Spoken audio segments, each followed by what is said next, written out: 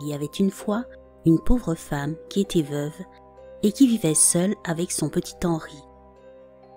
Elle l'aimait tendrement, et elle avait bien raison de l'aimer, car jamais on n'avait vu un plus charmant enfant.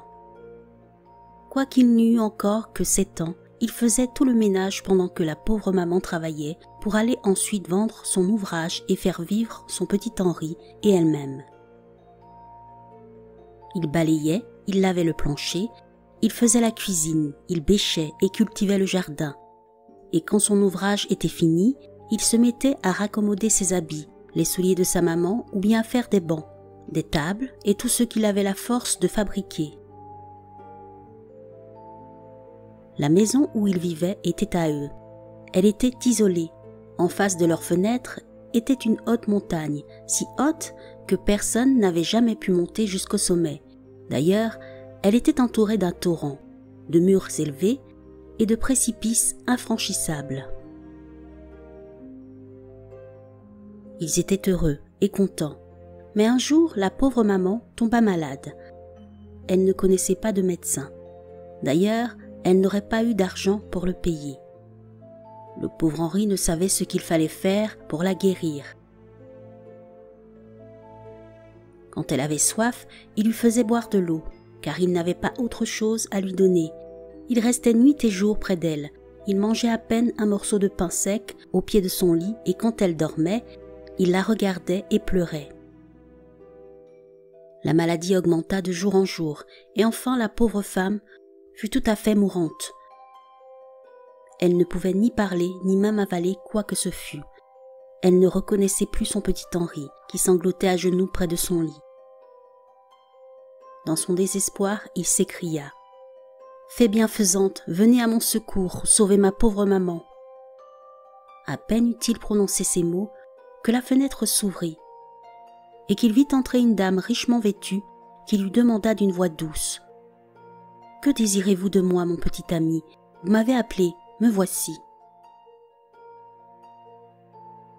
« Madame, s'écria Henri en se jetant à ses genoux et en joignant les mains, si vous êtes la fée bienfaisante, sauvez ma pauvre maman qui va mourir et me laisser seule en ce monde. » La fée regarda Henri d'un air attendri, puis sans mot dire, elle s'approcha de la pauvre femme, se pencha sur elle, l'examina attentivement, souffla sur son visage et dit « Il n'est pas en mon pouvoir de guérir ta maman, mon pauvre enfant, c'est à toi seul qu'est réservée sa guérison. Si tu as le courage d'entreprendre le voyage que je vais t'indiquer. »« Parlez, madame, parlez, il n'est rien que je ne fasse pour sauver ma maman. »« Il faut, dit la fée, que tu ailles chercher la plante de vie qui coît au haut de la montagne que tu vois par cette fenêtre. Quand tu auras cette plante, tu en exprimeras le suc dans la bouche de ta maman, qui reviendra immédiatement à la vie. »« Je vais partir tout de suite, madame. Mais qui est-ce qui soignera ma pauvre maman pendant mon absence? Et d'ailleurs, ajouta-t-il en sanglotant plus fort, elle sera morte bien avant mon retour. »« Sois tranquille, pauvre enfant, si tu vas chercher la plante de vie, ta mère n'aura besoin de rien jusqu'à ton retour.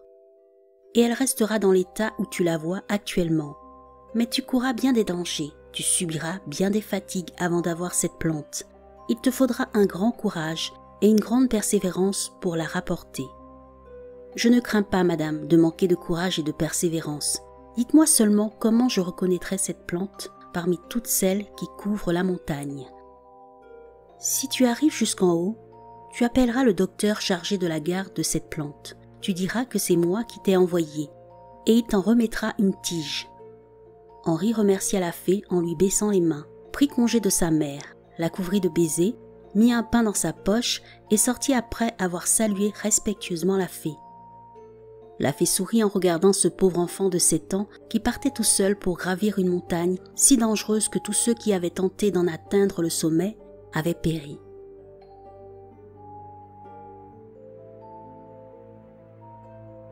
Le petit Henri marcha résolument à la montagne, qui se trouva être plus éloignée qu'elle ne paraissait. Au lieu d'y arriver en une demi-heure, comme il le croyait, il marcha toute la journée avant de se trouver au pied.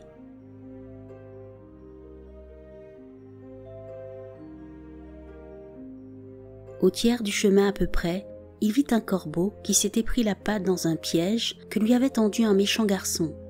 Le pauvre corbeau cherchait inutilement à se dégager de ce piège qui le faisait cruellement souffrir. Henri courut à lui, coupa la ficelle qui tenait la patte du corbeau et le délivra. Le corbeau s'envola à tire-d'aile après avoir crié à Henri « Grand merci mon brave Henri, je te le revaudrai ». Henri fut très surpris d'entendre parler un corbeau, mais il n'en continua pas moins sa route. Quelque temps après, quand il se reposait dans un buisson épais et qu'il mangeait un morceau de son pain, il vit un coq poursuivi par un renard et qui allait être pris malgré ses efforts inouïs pour s'échapper. Le coq passa tout près de Henri, qui le saisissant adroitement, l'attira à lui et le cacha sous sa veste sans que le renard eût pu le voir. Le renard continua à courir, pensant que le coq avait volé plus loin. Henri ne bougea pas jusqu'à ce que le renard fût hors de vue.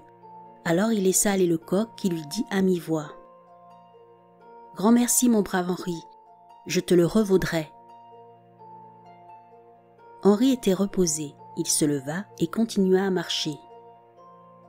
Quand il eut fait encore un bon bout de chemin, il vit une pauvre grenouille qui allait être dévorée par un serpent. La grenouille tremblait et ne bougeait pas, paralysée par la peur. Le serpent avançait rapidement vers elle, la gueule béante. Henri saisit une grosse pierre et la lança si habilement dans la gueule du serpent, au moment où celui-ci allait dévorer la grenouille, que la pierre entra dans la gorge du serpent et l'étouffa. La grenouille s'éloigna en sautant et cria à Henri « Grand merci mon brave Henri, je te le revaudrai. » Henri, qui avait déjà entendu parler le corbeau et le coq, ne s'étonna plus d'entendre parler la grenouille et continua sa route. Peu après, il arriva au pied de la montagne, mais il vit qu'il y avait une rivière large et profonde qui coulait au pied, si large qu'on voyait à peine l'autre bord. Henri s'arrêta, bien embarrassé. Peut-être, se dit-il, trouverai-je un pont, ou un gué, ou un bateau. Il se mit à longer la rivière qui tournait tout autour de la montagne, mais partout elle était large et profonde, et nulle part il n'y avait ni pont ni bateau. Le pauvre Henri s'assit en pleurant au bord de la rivière. « Fée bienfaisante, venez à mon secours » s'écria-t-il. « À quoi me sert de savoir qu'au haut de la montagne est une plante qui sauvera ma pauvre maman, si je ne puis y arriver ?»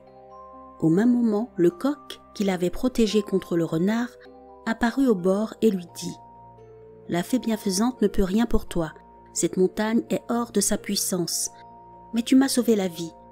Je veux te témoigner ma reconnaissance.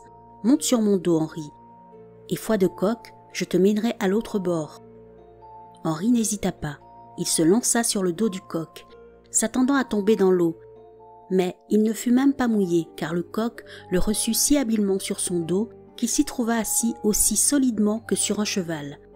Il se cramponna fortement à la crête du coq et commença la traversée. La rivière était si large qu'il vola pendant 21 jours avant d'arriver à l'autre bord. Et pendant ces 21 jours, Henri n'eut ni faim, ni soif, ni sommeil. Quand ils furent arrivés, Henri remercia poliment le coq, qui hérissa gracieusement ses plumes et disparut. Un instant après, Henri se retourna, la rivière avait aussi disparu. « C'est sans doute le génie de la montagne qui voulait m'empêcher d'arriver, dit Henri. Mais avec le secours de la fée bienfaisante, me voici bien près d'atteindre le but. » Il marcha longtemps, mais il avait beau marcher, il n'était pas plus loin du pied de la montagne, ni plus près du sommet que lorsqu'il avait passé la rivière. Un autre enfant serait retourné sur ses pas, mais le brave petit Henri ne se découragea pas. Et, malgré une fatigue extrême, il marcha 21 jours sans avancer davantage. Au bout de ce temps, il n'était pas plus découragé qu'au premier jour.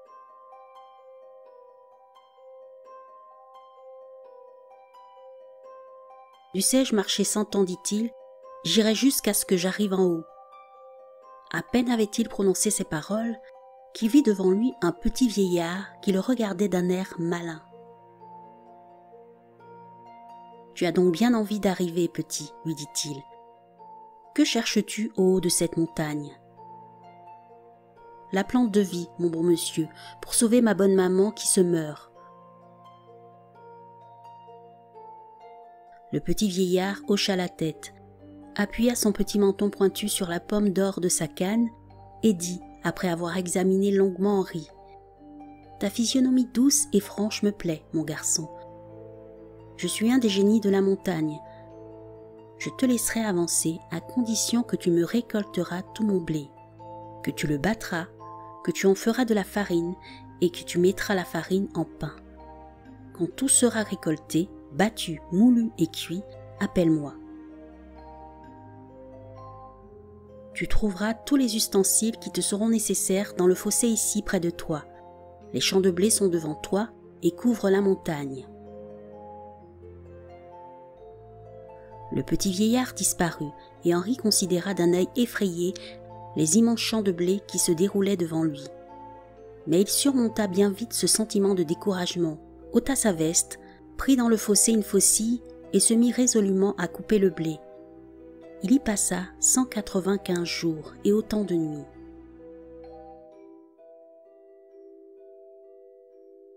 Quand tout fut coupé, Henri se mit à battre le blé avec un fléau qu'il trouva sous sa main.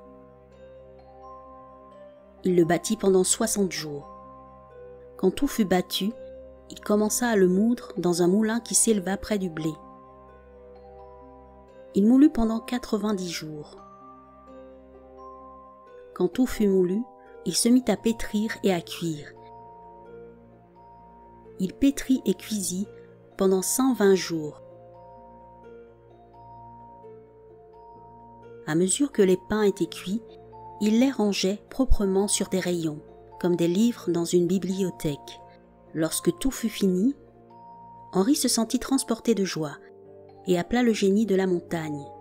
Le génie apparut immédiatement, compta 468 329 pains, craqua un petit bout du premier et du dernier, s'approcha de Henri, lui donna une petite tape sur la joue et lui dit « Tu es un bon garçon et je veux te payer ton travail. » Il tira de sa petite poche une tabatière en bois qu'il donna à Henri en disant avec malice « Quand tu seras de retour chez toi, tu ouvriras ta tabatière.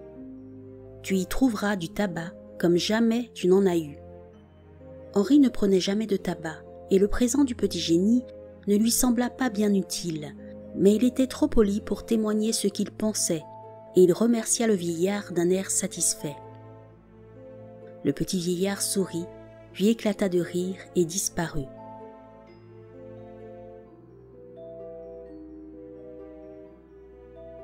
Henri recommença à marcher et s'aperçut avec bonheur que chaque pas le rapprochait du haut de la montagne. En 3 heures, il était arrivé aux 2/3 du chemin lorsqu'il se trouva arrêté par un mur très élevé qu'il n'avait pas aperçu.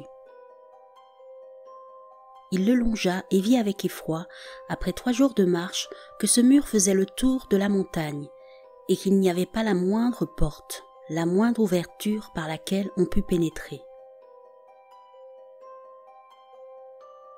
Henri s'assit par terre et réfléchit à ce qu'il devait faire. Il se résolut à attendre. Il attendit pendant 45 jours. Au bout de ce temps, il dit « Dussé-je encore attendre 100 ans, je ne bougerai pas d'ici. » À peine eut-il dit ces mots qu'un pan de mur s'écroula avec un bruit effroyable et qu'il vit s'avancer par cette ouverture un géant qui brandissait un énorme bâton. « Tu as donc bien envie de passer, mon garçon. Que cherches-tu au-delà de mon mur ?»« Je cherche la plante de vie, monsieur le géant, pour guérir ma pauvre maman qui se meurt.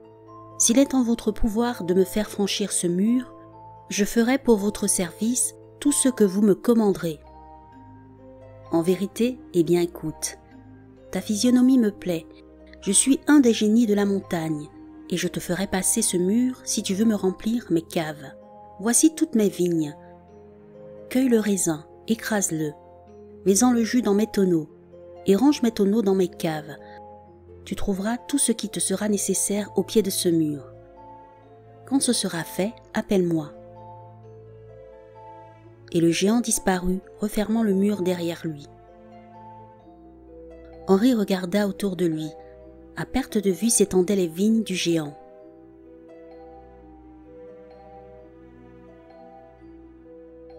« J'ai bien ramassé tous les blés du petit vieillard, se dit Henri. Je pourrais bien cueillir les raisins du géant. Ce sera un travail moins long et moins difficile de mettre le raisin en vin que de mettre le blé en pain. » Henri ôta sa veste, ramassa une serpette qu'il trouva à ses pieds et se mit à couper les grappes et à les jeter dans des cuves.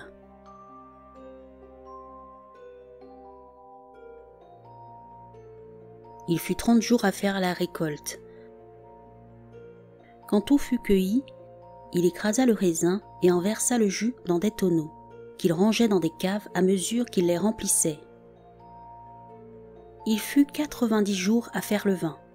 Lorsque tout le vin fut prêt, les tonneaux bien mis en ordre, les caves bien arrangées, Henri appela le géant, qui apparut immédiatement, examina les tonneaux, goûta le vin du premier et du dernier, se tourna vers Henri et lui dit « Tu es un brave petit homme, et je veux te payer de ta peine. Il ne sera pas dit que tu ailles travailler gratis pour le géant de la montagne. » Il tira de sa poche un chardon, le donna à Henri et lui dit « Quand tu seras revenu chez toi, chaque fois que tu désireras quelque chose, sens ton chardon. » Henri trouva que le présent n'était pas généreux, mais il le reçut en souriant d'un air aimable. Au même instant, le géant siffla, à faire trembler la montagne. Le mur et le géant disparurent immédiatement, et Henri put continuer sa route.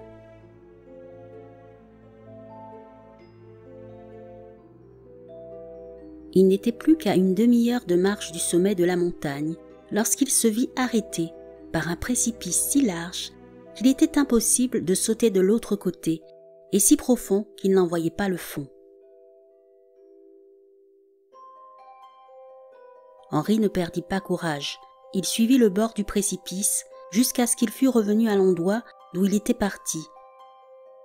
Il vit alors que le précipice tournait autour de la montagne. « Que faire ?» dit le pauvre Henri. À peine ai-je franchi un obstacle qu'il s'en élève un autre. Comment passer ce précipice ? Et le pauvre enfant sentit, pour la première fois, ses yeux pleins de larmes.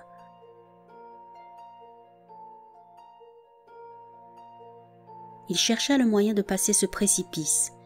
Il n'en trouva pas et il s'assit tristement au bord. Tout à coup, il entendit un effroyable rugissement. En se retournant, il vit à 10 pas de lui un loup énorme qui le regardait avec des yeux flamboyants. « Que viens-tu chercher dans mes domaines ?» dit le loup d'une voix formidable. « Monseigneur le loup, je viens chercher la plante de vie pour ma pauvre maman qui se meurt. Si vous pouvez me faire passer ce précipice, je serai votre serviteur dévoué pour tout ce que vous me commanderez. » « Eh bien mon garçon, si tu peux attraper tout le gibier qui est dans mes forêts, oiseaux et quadrupèdes, et me les mettre en rôti et en pâté, foi de génie de la montagne, je te ferai passer de l'autre côté du précipice. Tu trouveras près de cet arbre tout ce qu'il te faut pour ta chasse et ta cuisine. Quand tu auras fini, tu m'appelleras. » En disant ces mots, il disparut. Henri reprit courage. Il ramassa un arc et des flèches qu'il vit à terre et se mit à tirer sur les perdrix, les bécasses, les gélinottes, les coqs de bruyère qui passaient. Mais il ne savait pas tirer et il ne tuait rien. Il y avait 8 jours qu'il tirait en vain et il commençait à s'ennuyer lorsqu'il vit près de lui le corbeau qu'il avait sauvé en commençant son voyage. « Tu m'as sauvé la vie, croissa le corbeau, et je t'ai dit que je te le revaudrais. Je viens tenir ma promesse, car si tu n'accomplis pas les ordres du loup, il te croquera en guise de gibier. Suis-moi, je vais faire la chasse. Tu n'auras qu'à ramasser le gibier et à le faire cuire. » En disant ces mots, il vola au-dessus des arbres de la forêt et se mit à tuer à coups de bec et de griffes tout le gibier qui peuplait cette forêt. Il tua ainsi pendant 150 jours. 1 860 726 pièces, chevreuil, perdrix, bécasse, gélinotte, coque de bruyère, écailles. À mesure que le corbeau les tuait, Henri les dépeçait, les plumait ou les écorchait, et les faisait cuire soit en pâté, soit en rôti. Quand tout fut cuit, il rangea tout proprement le long de la forêt. Alors le corbeau lui dit « Adieu Henri, il te reste encore un obstacle à franchir, mais je ne puis t'y aider, ne perds pas courage, les fées protègent l'amour filial. » Avant que Henri eût le temps de remercier le corbeau, il avait disparu. Il appela alors le loup et lui dit « Voici monseigneur tout le gibier de vos forêts, je l'ai cuit comme vous me l'avez ordonné, veuillez me faire passer le précipice. »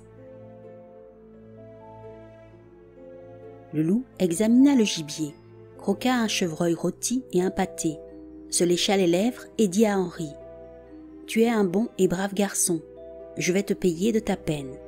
Il ne sera pas dit que tu ailles travailler pour le loup de la montagne sans qu'il t'ait payé ton travail. » En disant ces mots, il donna à Henri un bâton qu'il alla chercher dans la forêt et lui dit « Quand tu auras cueilli la plante de vie et que tu voudras te transporter quelque part, monte à cheval sur ce bâton. » Henri fut sur le point de rejeter dans la forêt ce bâton inutile, mais il pensa que ce ne serait pas poli, et il le prit en remerciant le loup. « Monte sur mon dos, Henri, dit le loup. » Henri sauta sur le dos du loup. Aussitôt le loup fit un bond si prodigieux qu'il se trouva de l'autre côté du précipice. Henri descendit, remercia le loup et continua sa marche.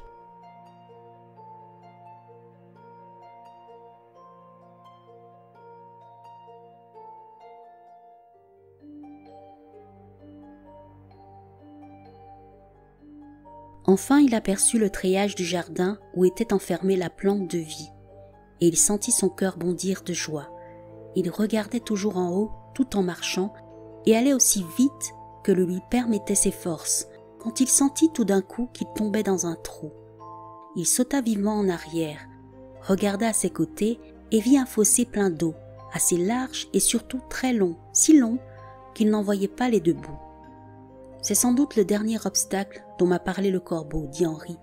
Puisque j'ai franchi tous les autres avec le secours de la bonne fée bienfaisante, elle m'aidera bien certainement à surmonter celui-ci. C'est elle qui m'a envoyé le coq et le corbeau, ainsi que le petit vieillard, le géant et le loup. Je vais attendre qu'il lui plaise de m'aider cette dernière fois. »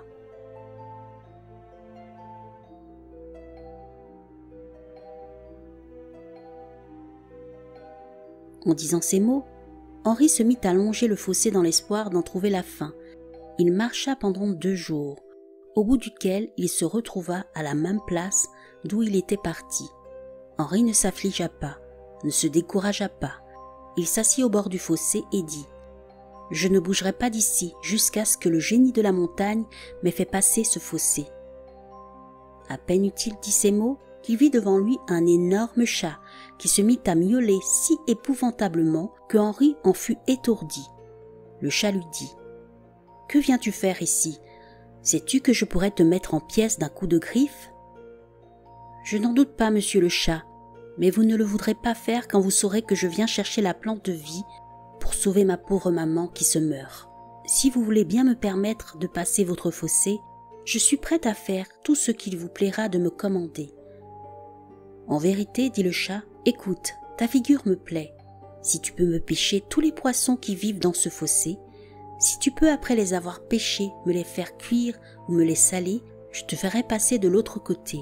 Foi de chat, tu trouveras ce qu'il te faut ici près sur le sable.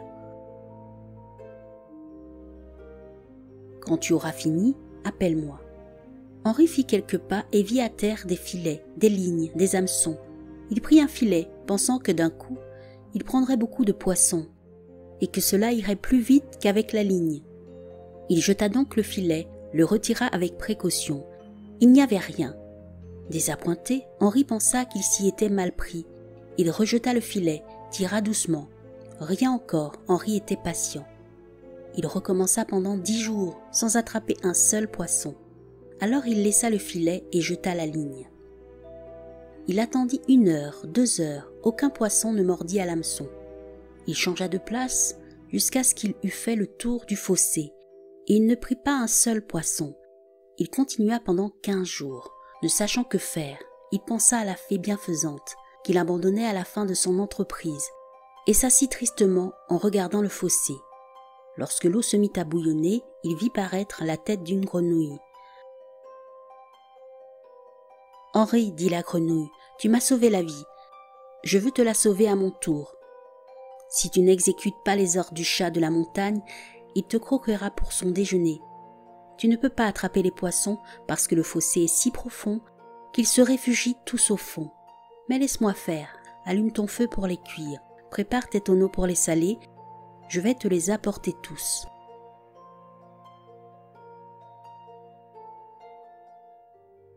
Disant ces mots, la grenouille s'enfonça dans l'eau.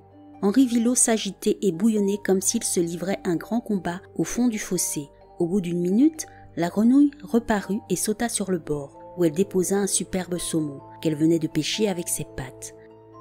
À peine Henri avait-il eu le temps de saisir le saumon que la grenouille reparut avec une carpe.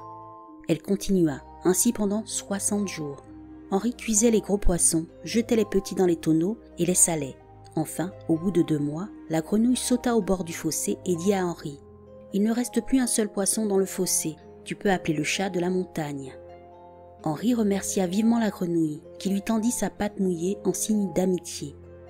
Henri la serra amicalement et la grenouille disparut. Quand Henri eut rangé pendant 15 jours tous les poissons cuits et tous les tonneaux pleins de poissons salés, il appela le chat, qui apparut tout de suite. « Voici, monseigneur, lui dit Henri, tous vos poissons cuits et salés. Veuillez tenir votre promesse et me faire passer à l'autre bord. » Le chat examina les poissons et les tonneaux, goûta un poisson cuit et un poisson salé, se lécha les lèvres, sourit et dit à Henri : « Tu es un brave garçon, je veux récompenser ta patience. Il ne sera pas dit que le chat de la montagne n'ait pas payé tes services. » En disant ces mots, le chat s'arracha une griffe et la donna à Henri en lui disant : « Quand tu seras malade ou que tu te sentiras vieillir, touche ton front avec cette griffe. Maladie, souffrance, vieillesse disparaîtront. Elle aura la même vertu pour tous ceux que tu aimeras et qui t'aimeront. » Henri remercia le chat avec effusion, prit la précieuse griffe et voulut l'essayer immédiatement, car il se sentait fatigué et souffrant. À peine la griffe eut-elle touché son front qu'il se sentit frais et dispos, comme s'il sortait du lit. Le chat sourit et dit : « À présent monte sur ma queue. » Henri obéit. À peine fut-il sur la queue du chat que cette queue s'allongea tellement qu'il se trouva à l'autre bord du fossé.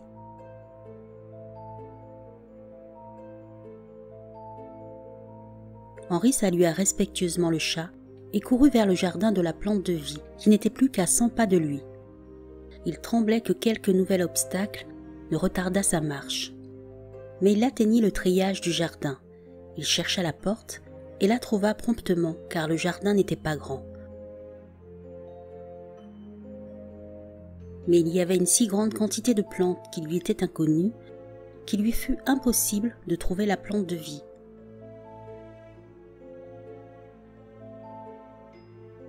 Il se souvint heureusement que la fée bienfaisante lui avait dit d'appeler le docteur qui cultivait ce jardin des fées, et il l'appela à haute voix. À peine l'eut-il appelé qu'il entendit du bruit dans les plantes qui étaient près de lui, et qu'il en vit sortir un petit homme haut comme un balai de cheminée. Il tenait un livre sous le bras, avait des lunettes sur son nez crochu et portait un grand manteau noir de docteur. « Que cherchez-vous, petit ?» dit le docteur en se redressant. « Et comment avez-vous pu parvenir jusqu'ici ?»« Monsieur le docteur, je viens de la part de la fée bienfaisante, vous demander la plante de vie pour guérir ma pauvre maman qui se meurt. » « Ceux qui viennent de la part de la fée bienfaisante, dit le petit docteur en soulevant son chapeau, sont les bienvenus. Venez, petit, je vais vous donner la plante que vous cherchez. » Il s'enfonça dans le jardin botanique, où Henri eut quelque peine à le suivre parce qu'il disparaissait entièrement sous les tiges. Enfin, ils arrivèrent près d'une plante isolée. Le petit docteur tira une petite serpette de sa petite poche, en coupa une tige et la donna à Henri en lui disant : Voici, faites-en l'usage que vous a prescrit la fée.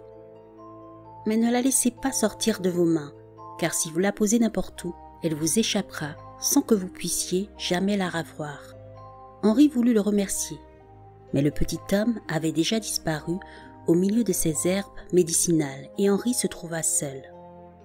Comment ferais-je maintenant pour arriver vite à la maison?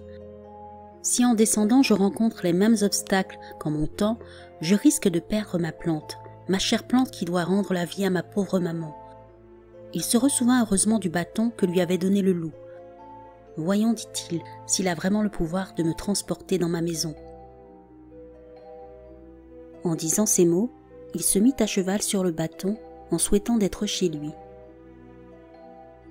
Au même moment, il se sentit enlevé dans les airs, qu'il fendit avec la rapidité de l'éclair, et il se trouva près du lit de sa maman. Il se précipita sur elle et l'embrassa tendrement. Mais elle ne l'entendait pas. Henri ne perdit pas de temps. Il pressa la plante de vie sur les lèvres de sa maman, qui au même instant ouvrit les yeux et jeta ses bras autour du cou de Henri en s'écriant « Mon enfant, mon cher Henri, j'ai été bien malade, mais je me sens bien à présent, j'ai faim. » Puis le regardant avec étonnement. « Comme tu es grand, mon cher enfant, qu'est-ce donc? Comment as-tu pu grandir ainsi en quelques jours ?» C'est que Henri avait véritablement grandi, car il y avait 207 mois et 6 jours qu'il était parti. Henri avait près de 10 ans. Avant qu'il eût le temps de répondre, la fenêtre s'ouvrit et la fée bienfaisante parut. Elle embrassa Henri et, s'approchant du lit de la maman, lui raconta tout ce que le petit Henri avait fait pour la sauver, les dangers qu'il avait courus, les fatigues qu'il avait endurées, le courage, la patience, la bonté qu'il avait montrée. Henri rougissait de s'entendre louer ainsi par la fée. La maman serrait son petit Henri contre son cœur et ne se lassait pas de l'embrasser. Après les premiers moments de bonheur et d'effusion, la fée dit « Maintenant, Henri, tu peux faire usage des présents du petit vieillard et du géant de la montagne. » Henri tira sa tabatière et l'ouvrit. Aussitôt, il en sortit une si grande foule de petits ouvriers, pas plus grands qu'une abeille, que la chambre en fut remplie. Ils se mirent à travailler avec une telle adresse et une telle promptitude qu'en un quart d'heure, ils bâtirent et meublèrent une jolie maison qui se trouva au milieu d'un grand jardin, adossé à un bois et à une belle prairie. « Tout cela est à toi, mon brave Henri, » dit la fée. « Le chardon du géant te procurera ce qui te manque. Le bâton du loup te transportera où tu voudras, et la griffe du chat te conservera la santé et la jeunesse, ainsi qu'à ta maman. Adieu Henri. Vis heureux et n'oublie pas que la vertu et l'amour filial sont toujours récompensés. » Henri se jeta aux genoux de la fée. Elle lui donna sa main à baiser. Il lui sourit et disparut. La maman de Henri aurait bien voulu se lever pour voir et admirer sa nouvelle maison, son jardin, son bois et sa prairie. Mais elle n'avait pas de robe. Pendant sa maladie, elle avait fait vendre par Henri tout ce qu'elle possédait, pour que Henri ne manquât pas de pain.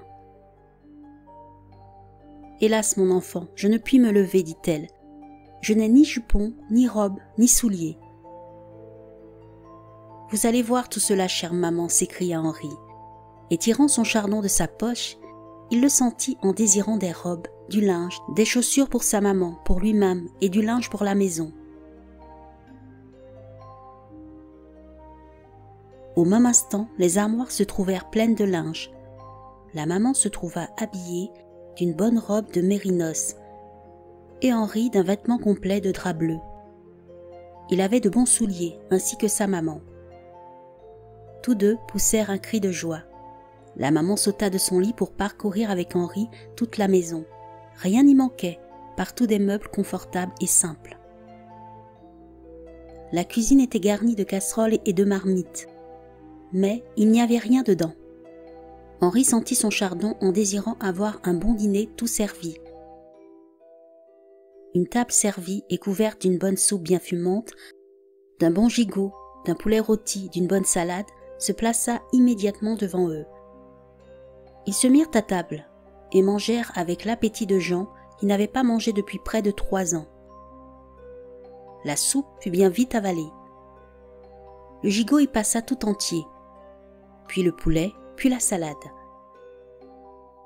Quand ils furent rassasiés, la maman aidée de Henri ôta le couvert, lava et rangea la vaisselle, nettoya la cuisine.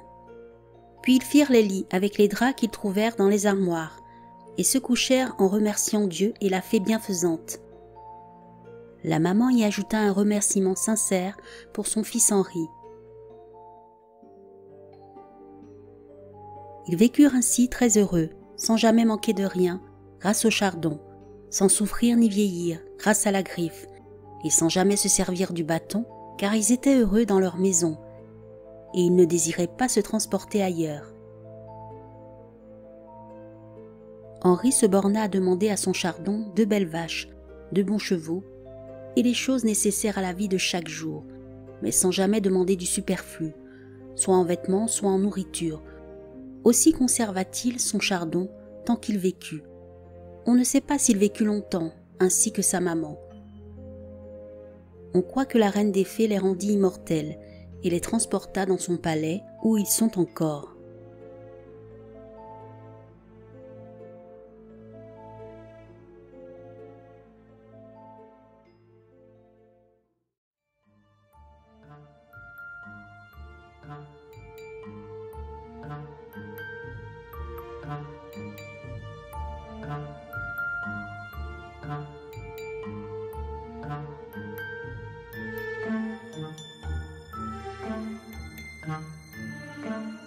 Thank you.